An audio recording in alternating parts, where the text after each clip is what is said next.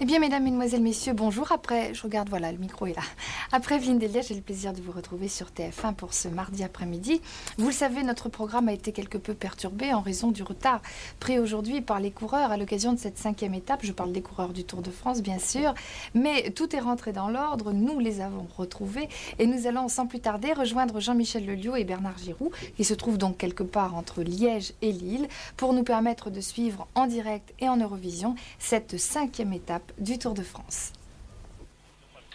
Mesdames, Mesdemoiselles, Messieurs, j'allais vous dire bonjour, je préfère vous dire bonsoir. Il est maintenant 17h47, c'est dire que le Tour de France aujourd'hui a pris, et pour de bonnes raisons, un retard considérable. J'allais vous dire aussi, ici la route du Tour, je préfère vous dire ici l'enfer du Tour, et Raymond Poulidor qui est à mes côtés confirmera les propos dans un instant. Pourquoi? Parce que nous vivons actuellement une course véritablement apocalyptique avec, j'ai l'impression, en tout cas l'un de ces 3 hommes devant. Dès que notre moto pourra passer, il est évident que nous pourrons les identifier. 3 hommes qui, dès les premiers secteurs pavés, ont réussi à faire une différence qui pour l'instant ne paraît pas importante. Donc tout de suite les positions.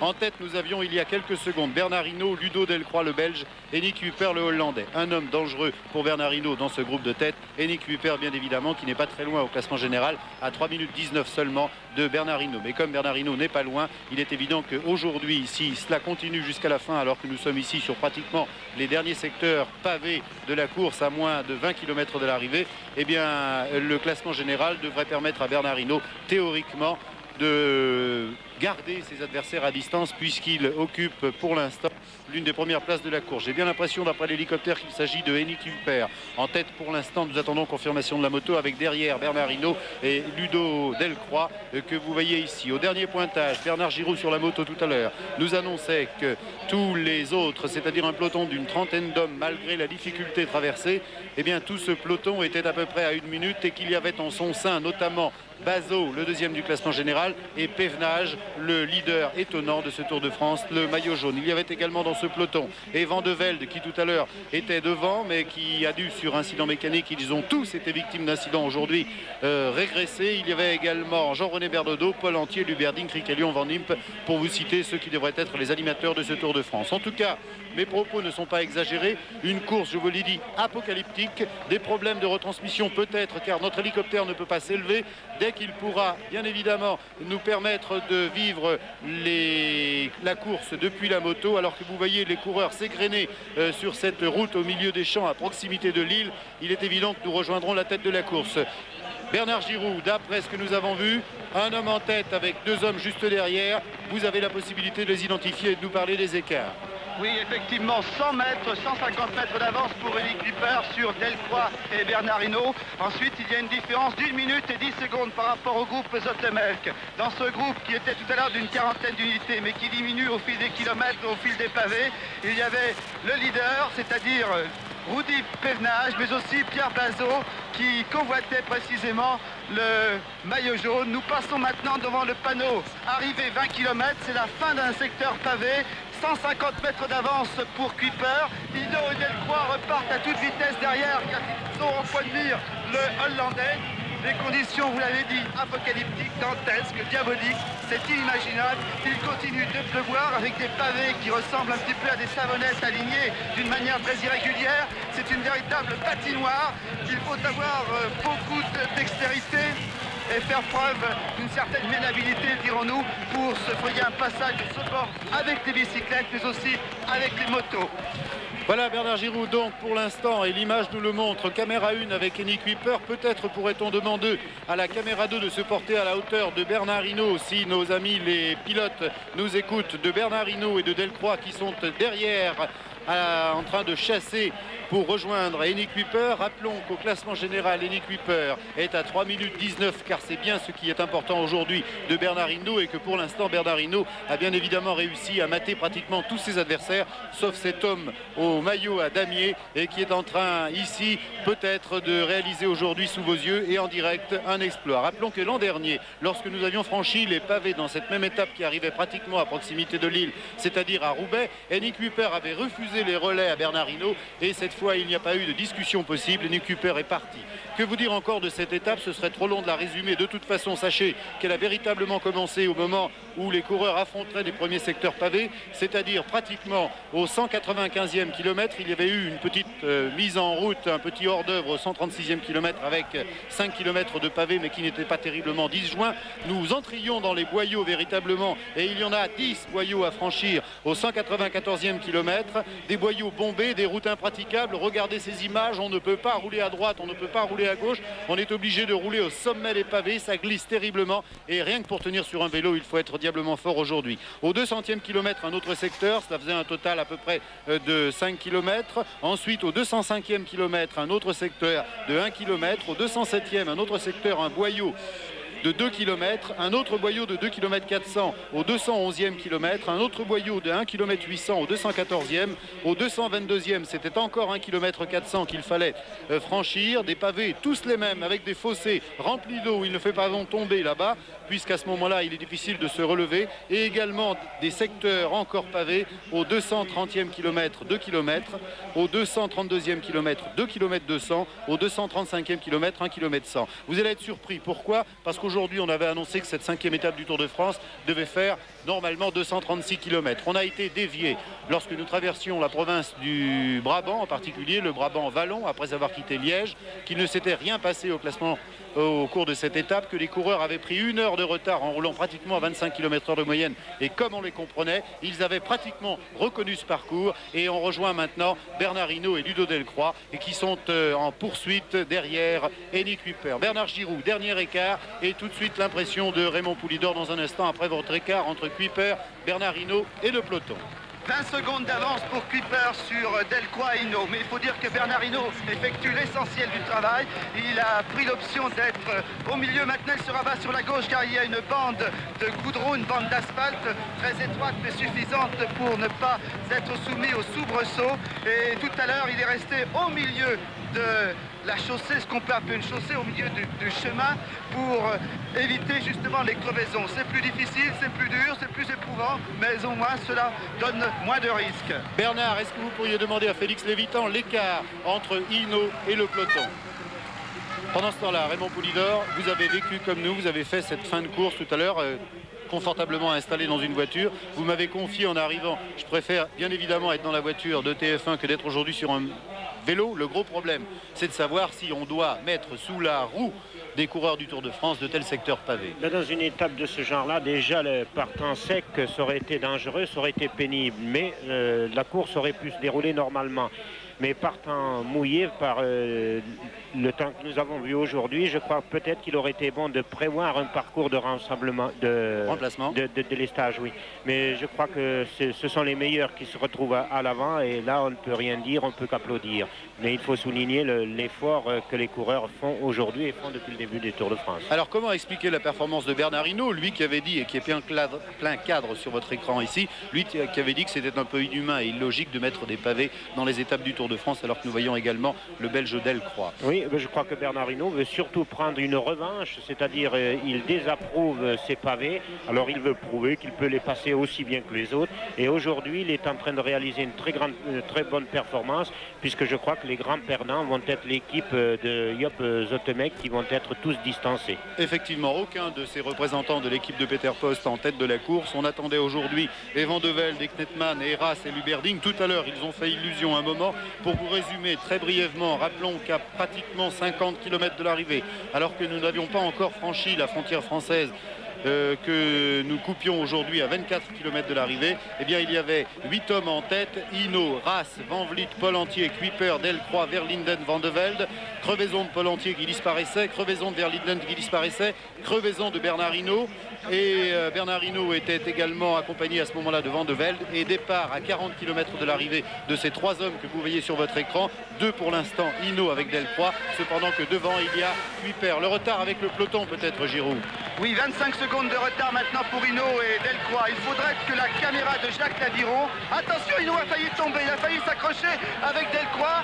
Non, ils repartent maintenant sur une route beaucoup plus large, beaucoup plus sécurisante aussi. Il faudrait que la caméra de Jacques Laviron rejoigne Nick Kuiper qui est à 25 secondes devant. Et nous allons avec la Moto 2 suivre la progression de Bernard Hinault et Delcroix. Kuiper avait 1 minute 35 secondes d'avance. Je répète, 1 minute 35 secondes sur le groupe Zoetemelk qui maintenant ne compte plus qu'une vingtaine d'unités. Mais dans ce groupe, il y a toujours les deux premiers du classement général, c'est-à-dire Pevenage et Bazot.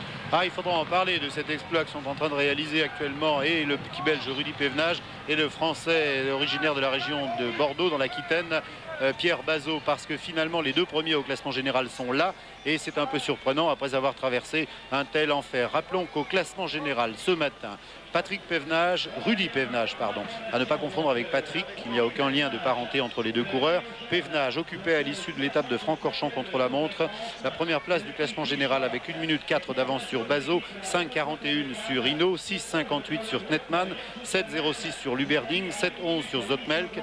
En 7e position arrivait Claes, le petit belge, à 7,20, Van de Velde très dangereux à 7,48, Vandenbroek 9e à 7,48 également, Bernaudot 10e à 8,57. Kuiper, je vous l'ai dit tout à l'heure, était à 9 minutes, mais par rapport à Hinault, il n'a que 3 minutes 19 de retard. Bonnet était 12e à 9,26. Pour parler des grands encore, De Muink, auteur d'une bonne performance contre la montre, était à 9,47. Ludo Peters à 9,50. Quant à Delcroix, qui accompagne ici Hinault au classement, il était 72e ce matin, après de 17 minutes du premier, c'est-à-dire après de 11 minutes de Bernard Hinault. Il n'est pas dangereux au classement général. Je disais tout à l'heure en discutant avec Raymond Poulidor que les coureurs depuis le départ du Tour de France, Raymond, étaient en train de disputer pratiquement, étant donné ces conditions atmosphériques, une classique par jour et ils finiront bien par payer ses efforts. Oui, et puis quel classique, ils ont disputé pratiquement Liège-Bastogne-Liège et aujourd'hui ils disputent Paris-Roubaix. C'est un Paris-Roubaix en somme. Et là, on s'aperçoit que évidemment Delcroix protège le maillot jaune car il appartient à la même équipe et c'est pour cette raison qu'il ne relaie pas Bernard Hinault. Et en plus, Delcroix est un finisseur assez redoutable. Il envisage peut-être aussi la victoire d'étape. Si on revient sur Kuiper, Bernard Giraud écart entre Kuiper et les deux hommes peut-être. Ah, il s'est stabilisé 25 secondes, mais je suis à côté de Félix Lévitan. Je lui ai demandé, Félix Lévitan, que se passe-t-il à l'arrière? À l'arrière, il y a des regroupements qui s'opèrent, mais il y a un retard assez important du gros peloton, environ 1:30 à 2 minutes. Et actuellement, surtout à l'avant, on assiste à cette bataille extraordinaire entre Bernard Hinault, assisté de Delcroix, et Kuiper.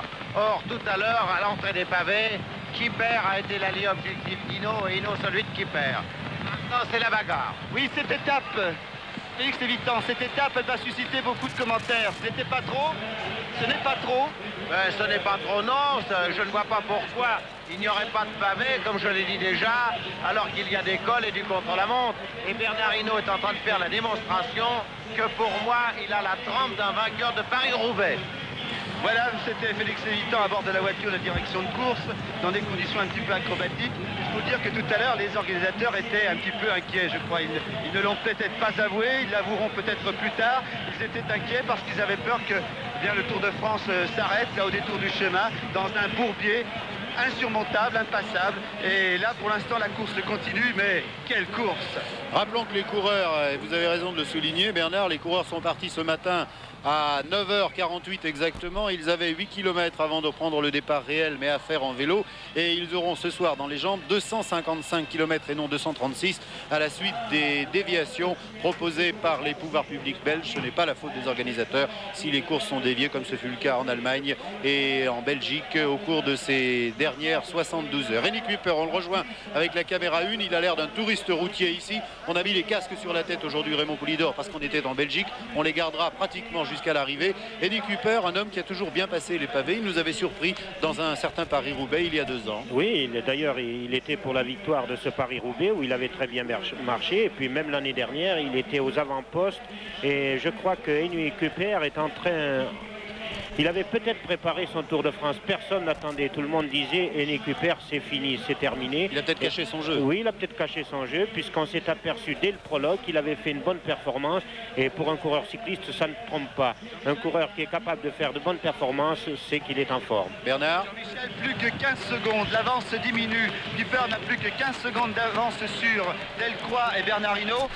Maurice Demers, ce sera difficile de préserver cet avantage pour Kuiper. Oui, on n'y arrivera certainement pas, mais enfin ça creuse un écart avec le peloton et c'est pas plus mal d'ailleurs. Oui, on se bat un peu pour la deuxième place finalement plus que pour la première.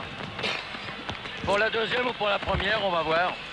Voilà, en Un tout cas. virage dangereux et après je crois que maintenant c'est terminé pour les pavés. Félix Lévitan nous l'a confirmé. Il faut se méfier surtout des passages cloutés. Nous empruntons le final de Paris-Roubaix, nous traversons Villeneuve d'Ascq. Ces passages cloutés qui sont très glissants avec la pluie bien sûr.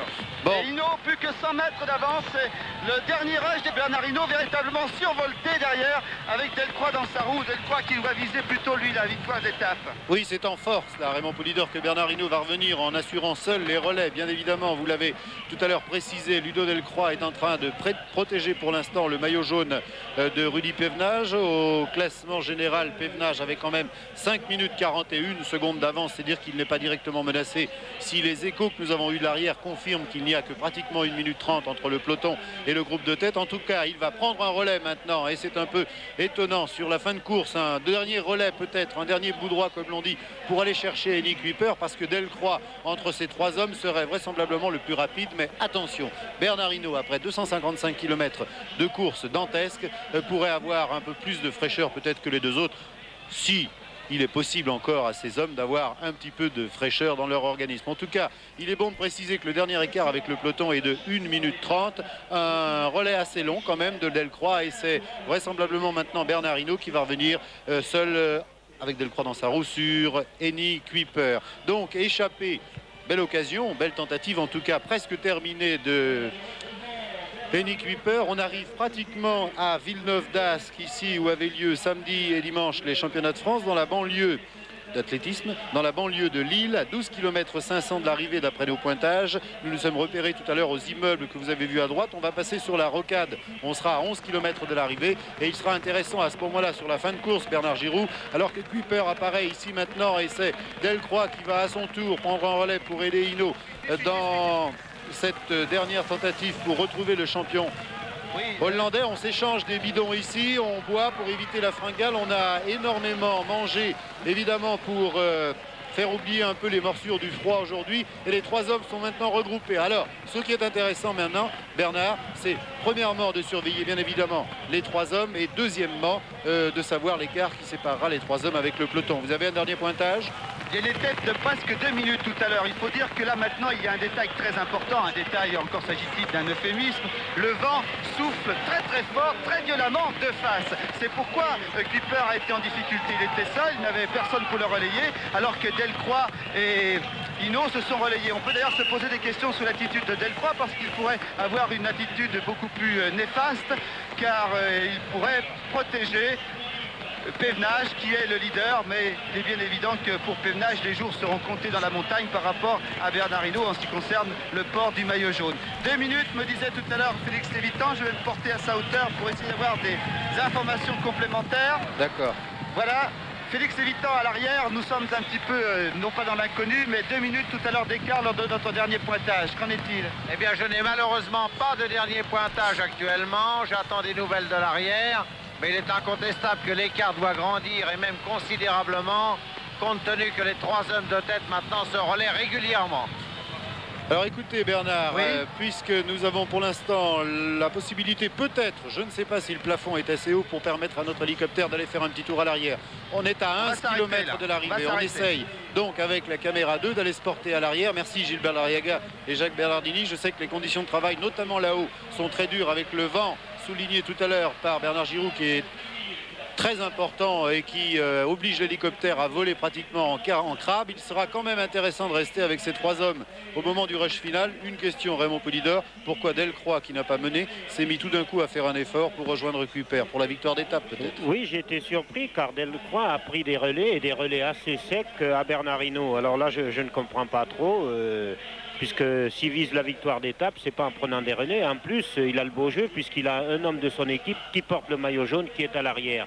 Alors c'est quand même peut-être une erreur de sa part. Ça fait mal les relais de Kuiper, là on s'en est aperçu avec un petit trou que Bernard Hinault est obligé de combler. Rappelons que le vent vient de la droite et que si les hommes ne restent pas bien abrités, ils sont obligés de faire un bel effort pour revenir. Qu'est-ce qu'on a fait aujourd'hui sur les vélos pour traverser les secteurs pavés, Raymond? On a dégonflé les boyaux de 700 grammes. Oui, puis je crois qu'on a surtout pris des boyaux à plus large section. On les a un peu moins gonflés que d'habitude. Et on a passé les pavés avec le 53-15, 53-16, 53-15, je crois. Oui, 53-15, oui. Je pense que c'est le braquet que tous les coureurs ont adopté pour passer les pavés. Et puis, on voit que Bernard Hinault en veut et il va essayer certainement de gagner cette étape, car nous ne sommes pas très loin de Roubaix. Et lorsqu'on sait le prix d'une victoire remportée à Roubaix, dans ces conditions, c'est quand même quelque chose pour un coureur cycliste. Et je pense que Bernard Hinault doit y penser en ce moment. Et Delcroix aussi. C'est en tout cas Delcroix qui, sur le papier, est plus rapide, mais n'oublions pas que dans ce genre de pronostic, il est toujours difficile de se prononcer. Pourquoi? Parce que les hommes n'ont pas toutes leurs qualités intrinsèques au moment de franchir la ligne. Il y a eu quand même 255 km et certains doivent être un peu fatigués. Delcroix a levé le bras ici pour appeler son directeur sportif. Serait-ce qu'il talonne, c'est-à-dire qu'il a senti la crevaison qui est en train de vider son boyau d'air et il est en train de défaire ses cale-pieds, donc il va changer vraisemblament de vélo, Delcroix, non? Jean-Michel, il n'avait pas de directeur sportif tout à l'heure lorsque nous l'avons quitté. Oui. Et ça fait maintenant devant le panneau 10 km, 2 minutes et 10 secondes que le trio de tête est passé. Maintenant, c'est au tour de ce peloton d'une vingtaine d'unités avec à la fois les Tiralec de Van de Velde, Zotemelk, Ras, il y a aussi Bazo, je vais chercher le maillot jaune, on va les remonter petit à petit, il y a Bernaudo, Van de Velde est là, il y a Perret. Bernard, deux secondes, attendez, Bernard, vous allez reprendre la litanie dans un instant. On reste pour l'instant avec nos motos, notre caméra 1 avec Delcroix qui va changer très rapidement de roue. Il a donc crevé à l'arrière et il va repartir. Heureusement que la voiture était là, l'écart de 2 minutes permettait à la voiture de dépannage de s'immiscer. Il va repartir en rejoignant vraisemblablement les deux hommes qui l'accompagnaient tout à l'heure. Ce n'est pas sûr, ce n'est pas certain, puisque certainement que Bernard Hinault ne va pas l'attendre. Alors on va remonter avec Delcroix. Si l'écart se creusait entre Delcroix et Kuiper-Hinault qui sont maintenant tout seuls en tête, à ce moment-là, nous condamnerions Delcroix pour aller voir les derniers kilomètres en compagnie de Kuiper et de Hinault. Et quant à Bernard Giraud, vous aviez raison tout à l'heure de nous donner la composition du peloton, peut-être avec la caméra 2 si l'image est exploitable. N'oublions pas que nous travaillons dans des conditions très difficiles. Je vais vous donner la composition du peloton, peut-être avec la caméra 2 si l'image est exploitable. N'oublions pas que nous travaillons dans des conditions très difficiles. Je le répète peut-être, mais c'est important. On pourrait voir le peloton à l'arrière. Je ne sais pas si on pourra le détailler, mais vous avez vu si tous les grands étaient là, Bernard. Oui, je peux vous donner quelques noms. Il y a bien sûr Zotemelk, il y a Arbe, qui est le coéquipier de Bernard Hinault, il y a Bernaudo, il y a Kelly, il y a Simon, il y a Jacques Bossis, il y a Van Imp, il y a Leger, il y a Perret, Chassant, je vous l'ai dit tout à l'heure. Ayot Zotemelk est au milieu de ce peloton et je vous assure qu'il souffre un petit peu là actuellement. Il y a Martin. Oui. Il y a Gauthier et il y a Van Den Broek, il y a bien sûr le maillot jaune. Je cherche Bazo, je n'ai pas vu Bazo. Si, il est là, Bazo. Ah, ils sont une vingtaine là. Il y a les principaux. Un virage très dangereux sur la gauche, attention.